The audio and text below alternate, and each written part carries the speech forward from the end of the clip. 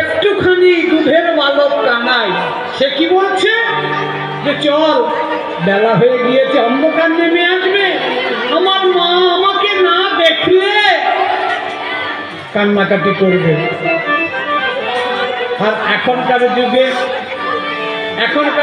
যখন অর্ধাঙ্গিনীর সঙ্গে যোগাযোগ হয়ে এক হয়ে যাচ্ছে তখন মায়ের কথাই আর মনে থাকে না।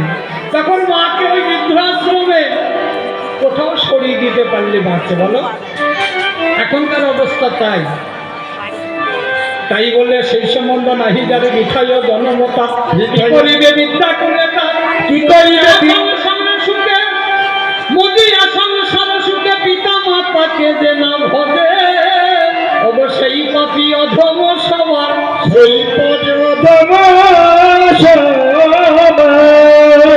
তাই সিনা বলে কানাই তুই তো আমাকে পাল জড়ো করতে বললি এটা কোন পাল জড়ো করতে বলল বুঝতে পেরেছো তো কোন পাল গেলাম নাই বাসনা মনের বাসনা মনের কামনা বাসনা যা আছে ওই পঞ্চভূত ষড়রিপু দশ ইন্দ্রিয় মহাভূত অহংকার মন এইসব পালগুলোকে জড়ো করে আর সময় না দেখছে না পশ্চিম আকাশে তাকিয়ে আরো বেলা নাই অর্থাৎ আর বেশিক্ষণ থাকা যাবে না তাই তখন শ্রীরাম বলছে সীতামে রে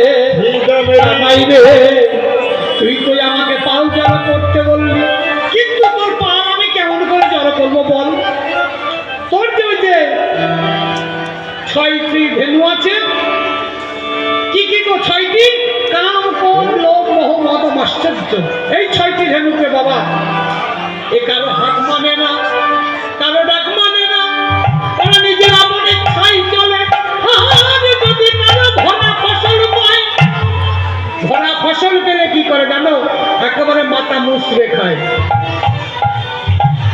তাই শ্রীরাম বলছে কানাই রে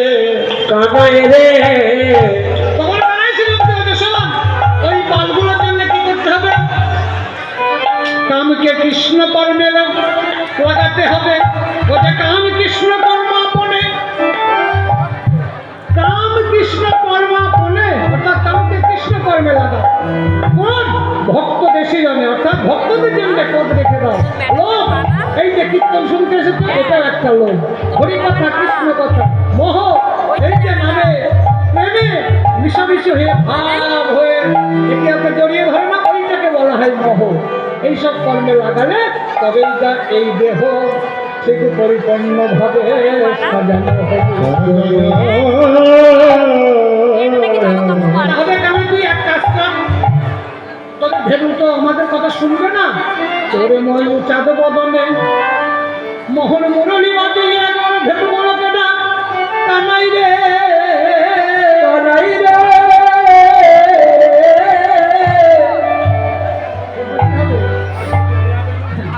ওরে চাঁদে মুখে দিয়া চাঁদ মুখে দিয়া বেগো নাম লইয়া সবে ধেন চাঁদ মুখে দিয়া বেগো লইয়া সব ধেন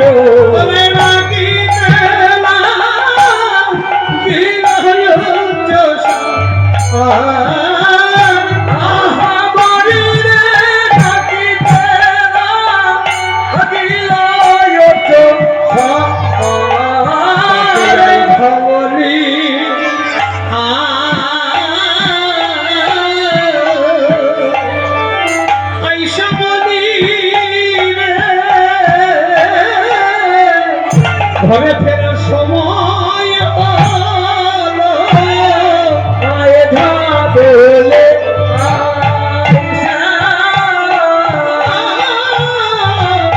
ওই ঘরে সময় আয় ধাবলে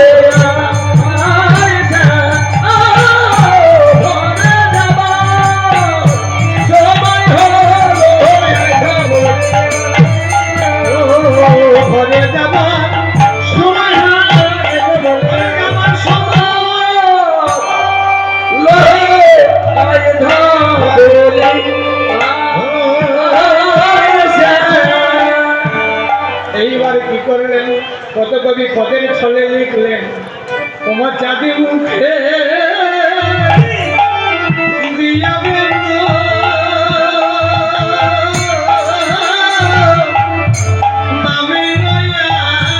সবই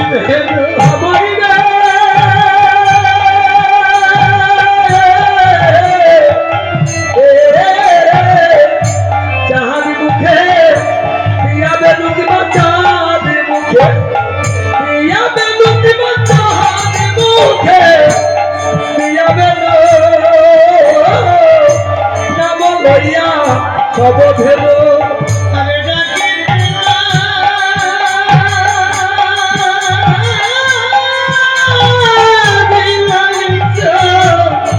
শহরে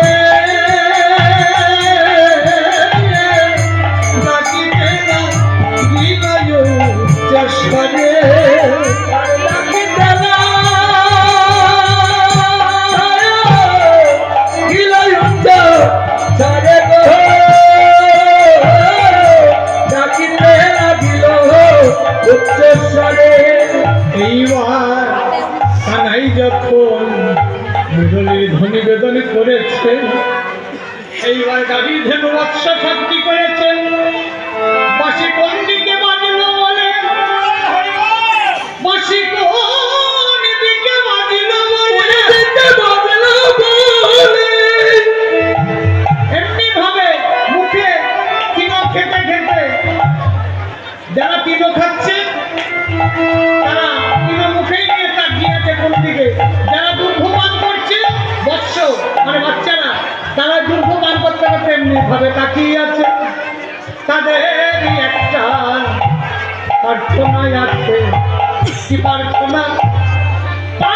পাদমেচ্ছন্তি বাকো মেচ্ছন্তি পাশবা দেবতা মানমেচ্ছন্তি সুন্দরেচ্ছন্তি মানব। অর্থাৎ এই যে বৃন্দাবন বৃক্ষকুলে জন্ম পেয়েছে তাদেরও একটা প্রার্থনায় আছে, পশুকুলে জন্ম পেয়েছে তাদেরও একটা আকাঙ্ক্ষায় আছে। বৃন্দাবনে বৃক্ষকুলে জন্ম যারা পেয়েছে তারা বলছে হে গোবিন্দ, হে গোবিন্দ আমাদের উপর বৃক্ষকুলে জন্ম দিয়েছে তাতে আমাদের কোনো দুঃখ নয়, তাতে আমাদের কোনো দুঃখ নাই। কিন্তু হে গোবিন্দ,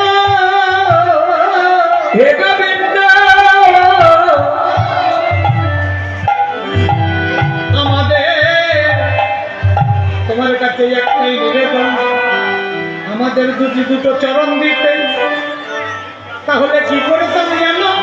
তুমি সেই প্রখর রৌদ্র তাপে ওই ধেনুর পেছনে পেছনে বেরিয়ে যাও, আমাদের চরণে দুখানি দান করবে। কি করতাম জানো? তোমাকে ওই রৌদ্রের মধ্যে ঘুরতে হতো না, আমরা কি করতাম? তোমার মস্তকের উপর আমরা ছায়া করে আরে ছায়া করে বেড়াইতাম, ছায়া করে বেড়াইতাম। তুমি যেখানে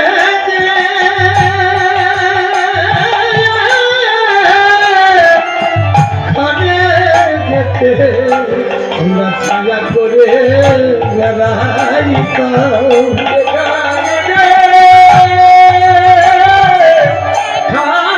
যেতে ছায়া করে আমি বেড়াইতাম। তোমরা যেখানে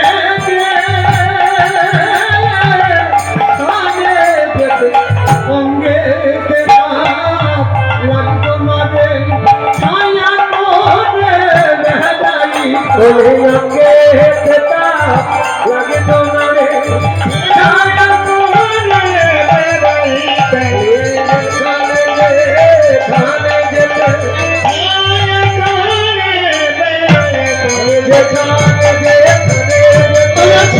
করে